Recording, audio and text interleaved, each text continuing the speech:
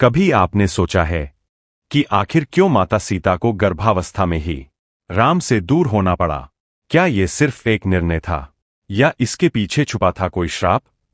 ये कहानी है एक ऐसी घटना की जिसने इतिहास ही बदल दिया।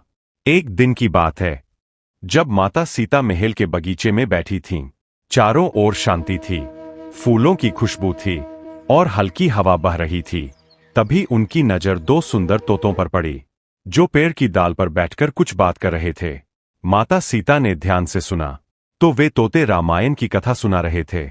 वे बता रहे थे कि कैसे भगवान विष्णु धरती पर राम के रूप में जन्म लेंगे और जनकपुरी आकर सीता से विवाह करेंगे।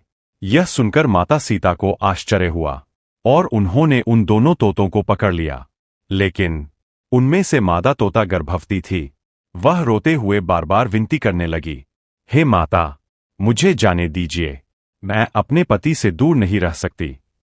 नर तोता भी बोला, मेरी पत्नी गर्भवती है, हम दोनों को अलग मत कीजिए। लेकिन माता सीता उनकी बातों में इतनी मग्न हो गईं कि उन्होंने उन्हें जाने नहीं दिया।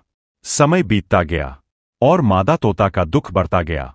आखिरकार दुख और पीड़ा से भरी मादा तोता ने श्राप दे दिया, हे सीता, जैसे मैं गर्भावस्था में अपने पति से दूर हूं, वैसे ही तुम्हें भी एक दिन अपने पति से वियोग सहना पड़ेगा। इतना कहकर वह वही प्राण त्याग देती है और नर तोता भी दुख में मर जाता है। समय बीता और वही श्राप धीरे धीरे सच होने लगा। जब राम अयोध्या के राजा बने तब एक दिन एक धोबी ने अपनी पत्नी पर सवाल उठाया। कहा जाता है कि वही मादा तोता अगले जन्म में वही धोबी बनी। उसकी बातों ने समाज में सवाल खड़े कर दिए। राजधर्म निभाने के लिए भगवान राम को एक बहुत कठोर निर्णय लेना पड़ा। उन्होंने माता सीता को गर्भावस्था में ही वन भेज दिया। जंगल में माता सीता ने अकेले जीवन बिताया। वह पहुंची वाल्मीकि के आश्रम में।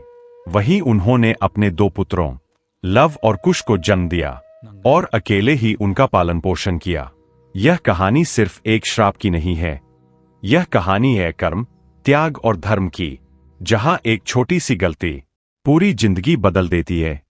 अंत में जब सच्चाई सामने आई तब भी माता सीता ने धरती माता की गोद में समा जाना चुना और हमेशा के लिए इस संसार से विदा ले ली। यही सिखाती है, कर्म का फल हर किसी को भोगना पड़ता है, चाहे वह देवी ही क्यों न हो। अगर आपको ये कहानी पसंद आई हो तो कमेंट में जय श्री राम जरूर लिखें और ऐसी ही अद्भुत कथाओं के लिए वीडियो को लाइक और शेयर करना न भूलें।